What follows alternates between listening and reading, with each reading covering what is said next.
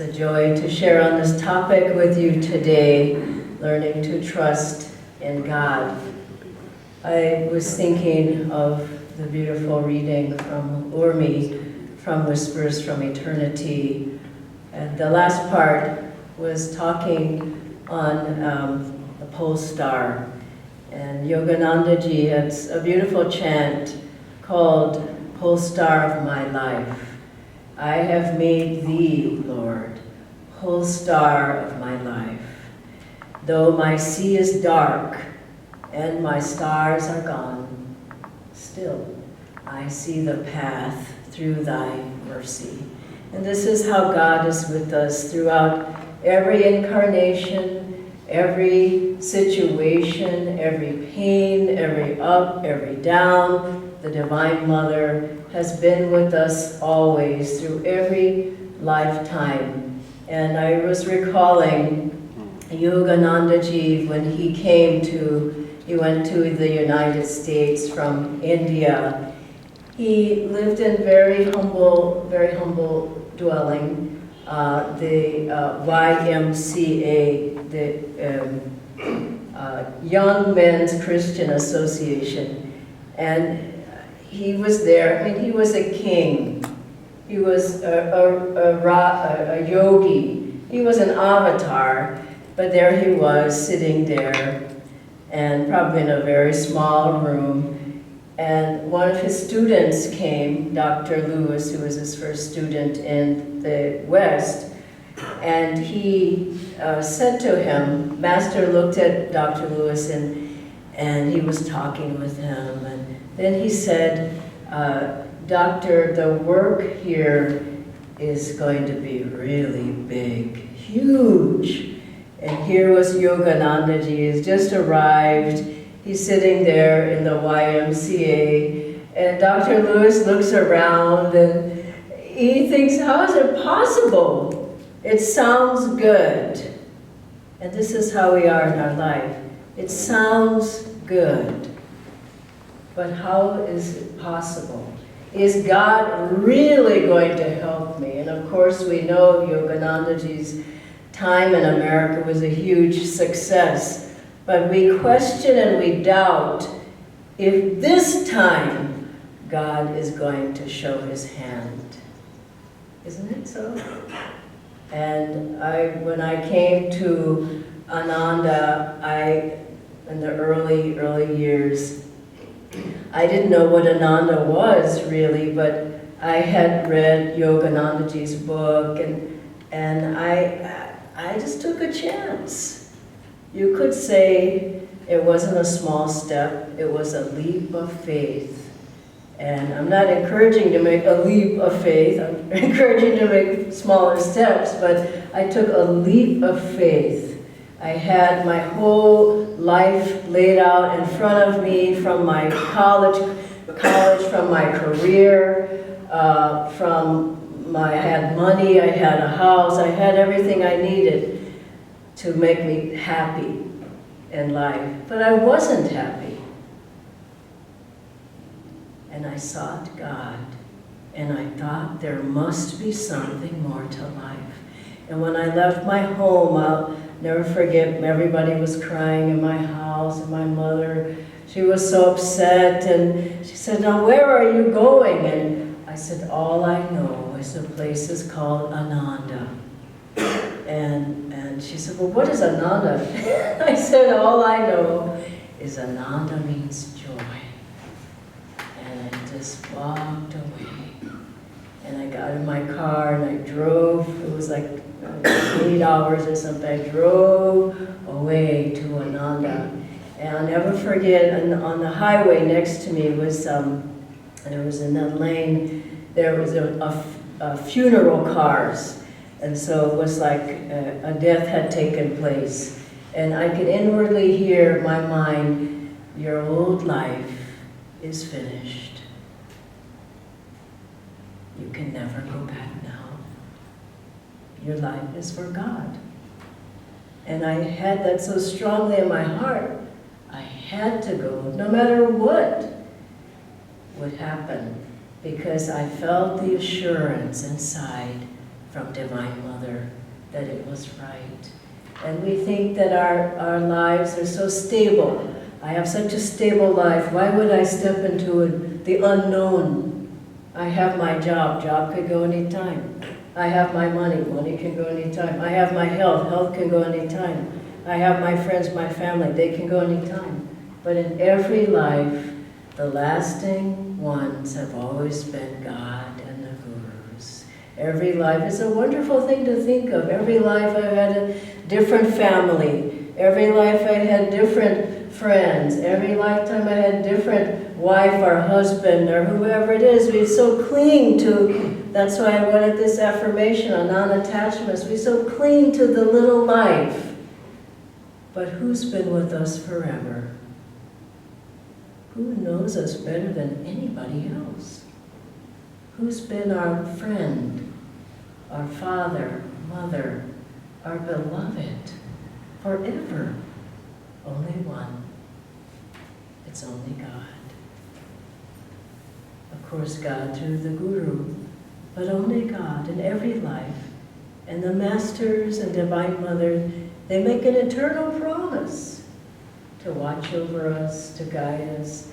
I was at the airport recently and I saw a little, maybe, I don't know, 1.5-year-old baby, just barely learning to walk, stumbling around, and there was the parent just right there, just to catch her. And I thought, that's how Divine Mother is. She just, oh, you don't know what you're doing. We're stumbling around, thinking we know what we're doing. She's just there to catch us. And as Swamiji told gave a beautiful story about his life when he was a child. He got a bicycle, and this was in Romania, and no other of the kids there could afford a bicycle, I would imagine. So he shared his bicycle with everyone, and he taught them how to ride. And when he taught them, he would hold on to the seat and he'd run along with them. And then, and then he would, when they'd go pretty well, then maybe he'd just run along with them and not hold on to the seat. And then after a while, he just allowed them to go. Oh, Divine Mother's holding the seat. She's running along, aside of us. And we think there's nobody there. Like I must know the story, I won't go into much, but of the 2 pairs of footprints in the sand. And the person thought when there was only one pair that, well, you weren't there. No. You were being carried at that time. And so Divine Mother's ever there, carrying us throughout our life. And we have karma to pay. People think I come onto the path and I'm just going to be rose petals everywhere and nothing will ever happen. Well, it's your own karma, you still have to pay. Swamiji said Master told them outright misfortune he would take from the disciples. But if you could be strengthened by your own karma, if you could grow, he allowed that to happen. He allowed, you had to grow. You have to grow. There are going to be tests. There will be trials. There will be ups and downs. It happens in everyone's life. All you have to do is pick up the lives of the saints. If you want to become one, you have to pick up their lives and see what they went through. Like, this life isn't easy. That's why we're trying to get out. And if it were easy, we want to stay in. But because it's not easy, and it's not, let's face it, we're traveling. It's not our home. We're here for a few years, and then we move along. I love the story of this boy, Kashi. He was maybe 12 years old, an autobiography of a yogi. I'm sure you all have read the story. And one day, Master Yoganandaji was with some of the school kids, and Kashi was one of the boys, and they were talking, and they were asking him questions. Well, what will be my fate? And what will be mine? And Master would say, oh, you will marry, and he said, I don't want to be married. You will marry, and you will whatever it was. And this boy Kashi says, well, he was 12 years old. He says, well, what about me? Guruji, I guess they called him Guruji, I'm not sure. They were in his school in Ranchi. And he said, Master, he said that he just blurted it out and he felt bad afterwards. He says, oh, you will die soon. And then the boy just, of course he was shaken up, and all the boys. The Master said nobody talked anymore. And then this boy went up to Yoganamaji and he said, when I die, will you find me and bring me back to the path? Great, he must have been such a great soul. I mean, this is the Leela. It's talked about in autobiography. But he said, will you find me? And Master kept saying, he didn't want to promise him. And he said, well, the boy Kashi just dogged him until Master said, all right. He was testing him. I think people do these small prayers and go sit down somewhere. And they hope for something's going to happen. What's going to happen? This boy just kept asking him over and over until Master said, okay, if Divine Mother allows it, it will happen. What an incredible story. He brings the boy back from the dead, basically, because he was born. He was, in 6 months, Yoganandaji said, I felt the boy Kashi was here, and I went to look for him. And he would walk around, I believe it was Calcutta, isn't it? And he had his hands raised, and he just would feel where he was. I believe he looked for all of us. I mean, how do we stumble into where we are onto the path? So he went around and he just kept calling his soul. And then one day, his fingers, he felt a thrill. And he said, I think I found my boy. Beautiful.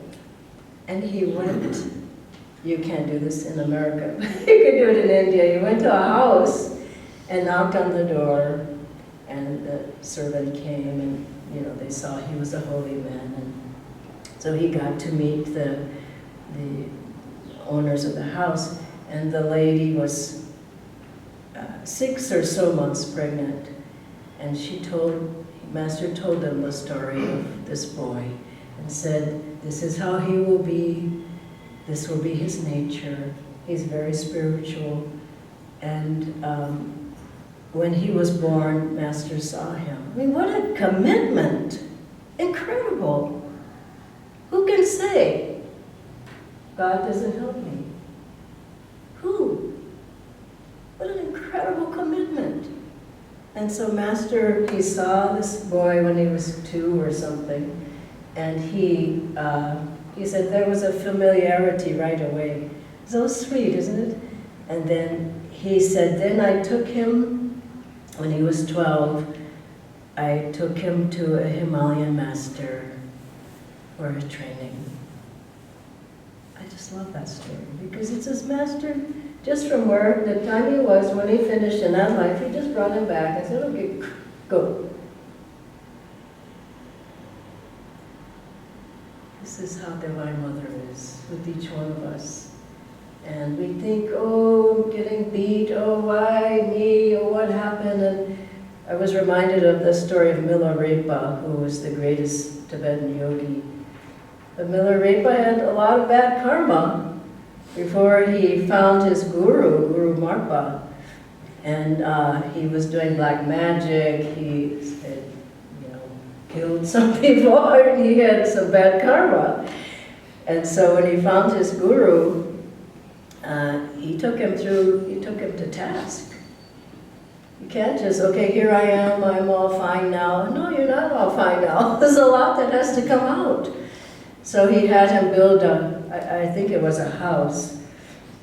And then when he built it, he said, no, I didn't tell you to build it there, I told you to build it over there. Take it down. So you had to take down all the bricks and stones, and he built it over there. Guru's guru up here and says, "You idiot, I didn't tell you to build it over there, I told you to build it over there." So he says, "Take it down." He builds it over there. "I didn't tell you to build it over there." I mean, he's just working out his karma. Everything you're doing, you're working out your karma. He did it 7 times until his guru said, you had to sink to the pits of despair before you could work out that karma because of what you did. But his guru was there. This is the thing. He was there, helping him still, best as he could. Maybe he would have had to build it 25 times, who knows, but his guru was there. And when these things happen, we have to realize that the guru's there, in the back, helping, blessing, giving grace, helping to get rid of the karma more quickly. There's a great book I'll recommend to you. It's by a very, very deep soul who I met in Assisi. Her name is Tenzin, what's her last name is? Palpa or something like that. I can't remember the last name exactly. But she was the first Tibetan Buddhist nun, Western, who took vows as a nun. And I met her 30 years ago. I just had communication with her recently. But, whoa, very strong person.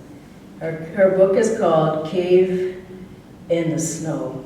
And she didn't write it. It's a biography about her life. And so she had a very great master. But here she was, the only woman amongst so many men at those times. But she wanted to be a nun. She was alone as a nun for quite a while. And then after a while, she decided that she wanted to go live up in a cave and really meditate and dedicate her life to God.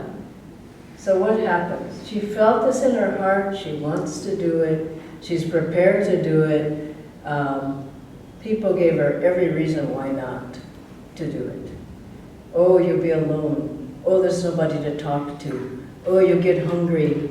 Oh, it'll be cold. Oh, you have to haul water. What about the avalanches? What about the wild beasts? What about the thieves? On and on. And she says, no, I feel in my heart, I'm going to do this. Palma was her last name. And she just went looking for a cave. I mean, this is an incredible story. We get pampered in life. Oh God, there's no water. Oh God, I need this, I need that. The pampering. But in your heart, you have to be free. If my mother gives it, fine. If she takes it, fine. I can walk away and never look back. So she went climbing and she found a cave. She lived there, can you guess how long? 12 years. 12 years of solitude. Commitment to God, calling to God, praying to God. She didn't care what happened, and many things did happen. But she kept dedicated because God was with her, and she felt that presence. And so she trusted completely. And trust in God comes, I have to say, from what I felt in my life from deep meditation. You can't just sort of go off on your own. And yeah, like there was a humorous story. I think it's in the Essence of Self-Realization of a man who said, I'm going to have faith in God, and I'm going to test God. So he was in some place, and he looked outside the window, and there was, the story, a big mountain that was preventing his view. And he says, I say, with faith, that you will not be there tomorrow morning when I get up. What kind of faith did he have? Nothing. He says, you will not be there. So he gets up. I love this story. He gets up the next morning, looks out, there's the mountain. He says, I knew you would still be there. Well, that's not the kind of faith, that's not the kind of trust we're talking about. We're talking about building a foundation and using your common sense. There were some ladies who would always leave their car unlocked. And Master kept saying, you must lock your car. No, God is taking care of me. I know you are watching out. He says, I'm not. He said, you need to lock your car. It is a basic thing. So one day, some very expensive, I think it was paintings or something, got stolen from their car. They trusted in God in the wrong way. And so when we talk about that, we have to, it comes from meditation, it comes from attunement, it comes from common sense, it comes from willpower. Remember the man who told Master Yoganandaji, you can do it. It was a particular thing he had asked him to do it. He said, you can do it, Guruji, because you're a master.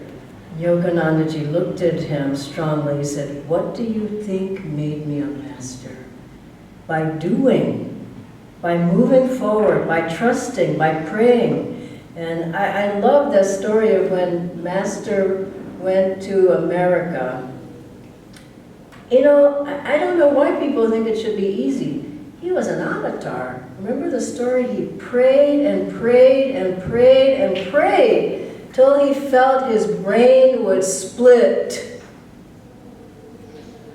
That he would hear the voice of God to tell him to go to America. That is Paramahansa Yogananda. And he must have trusted in God. But still, deep prayer, deep attunement, deep communion.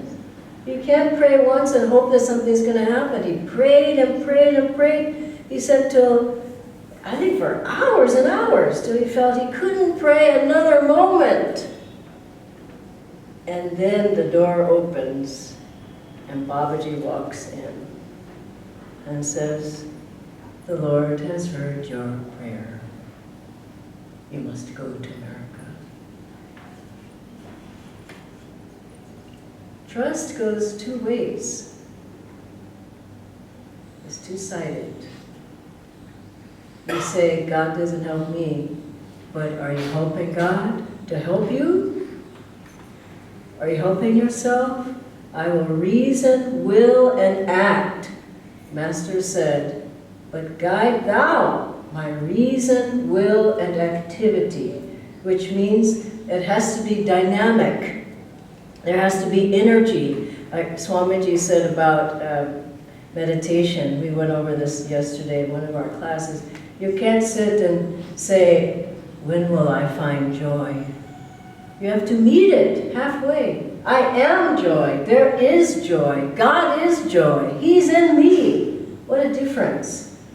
And in that way, that you begin to find and feel the joy within.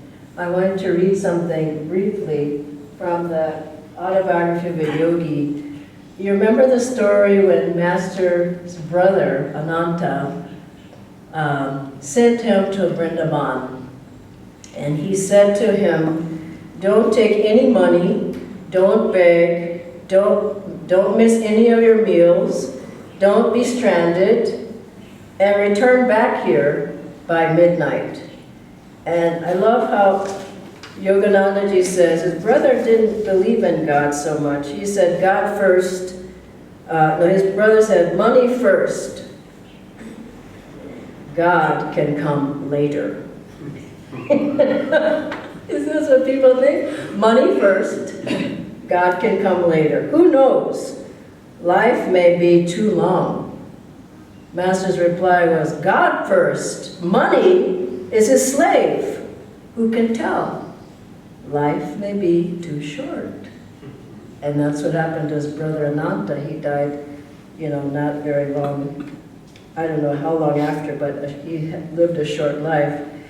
Master said when Ananda put him to the test, I'll just read very briefly, I accept the challenge.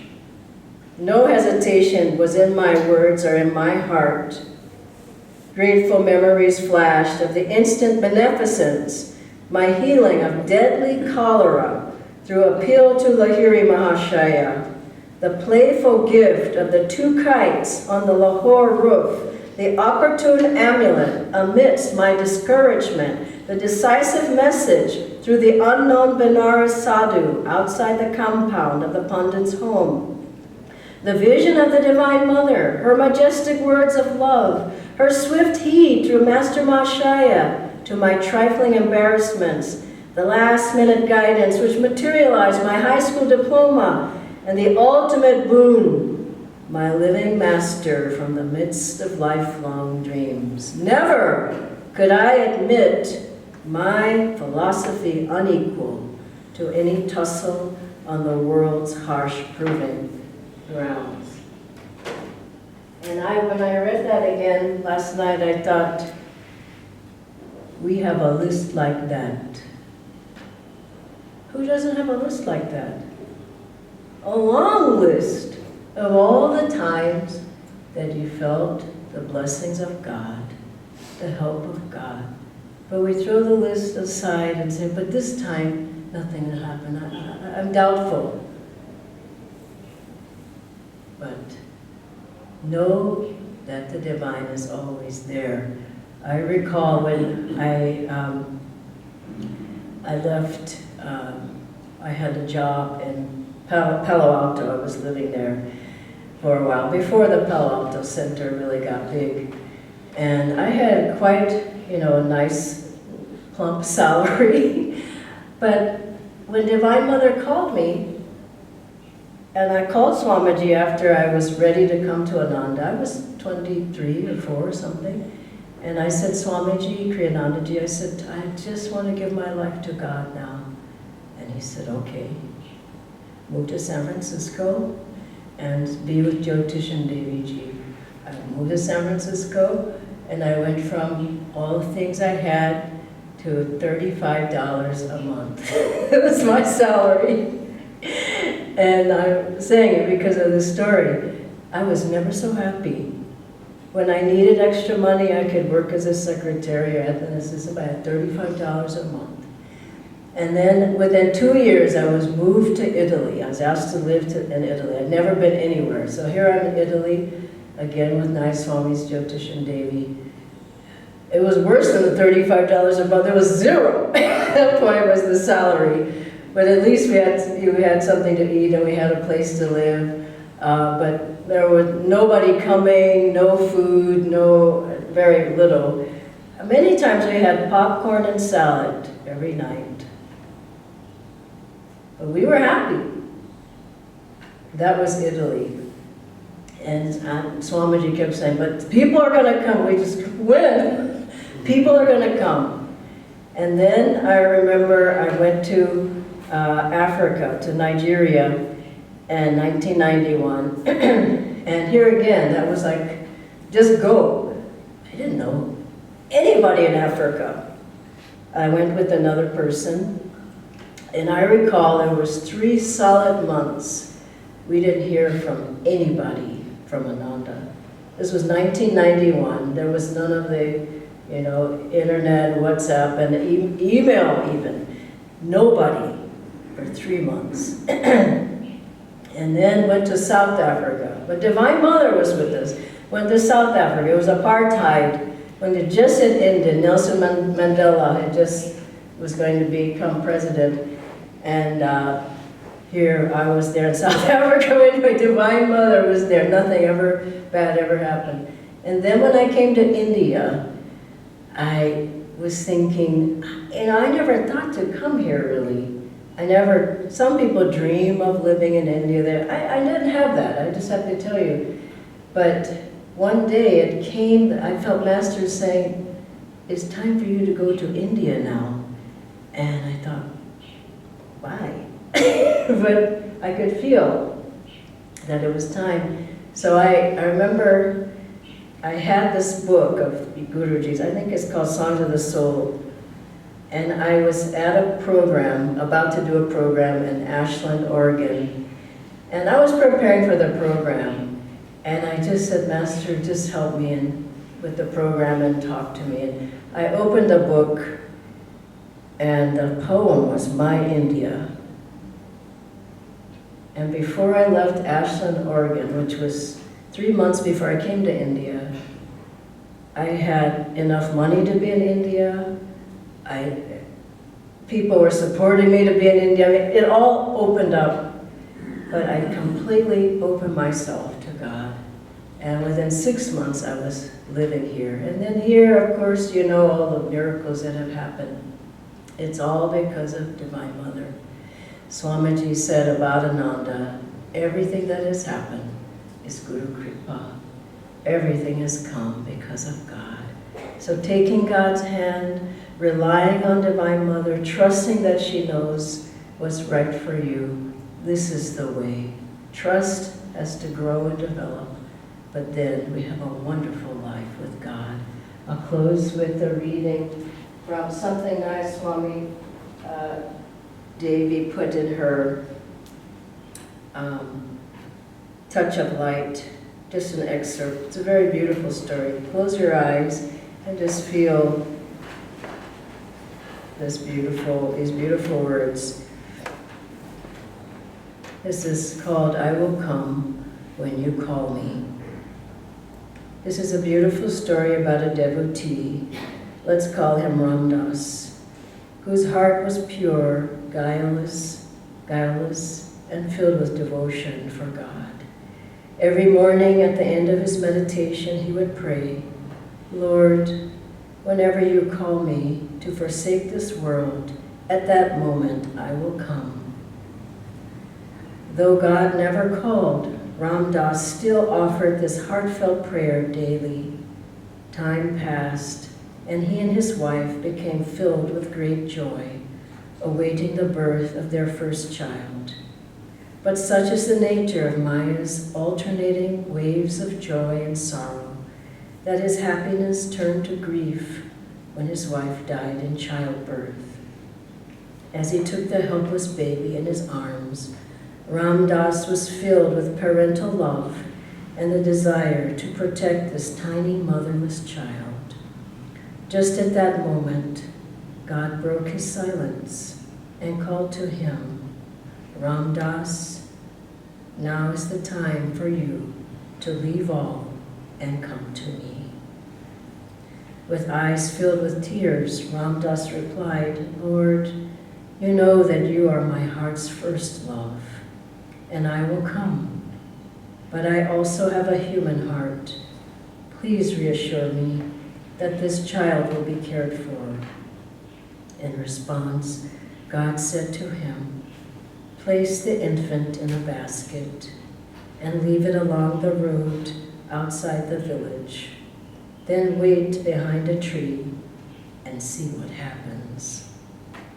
Ramdas did as God instructed him, and after a while, he heard the sound of many horses approaching. It was the queen of the realm and her entourage en route to a nearby city. At the sound of the horses, the infant awoke from his slumber and began to cry.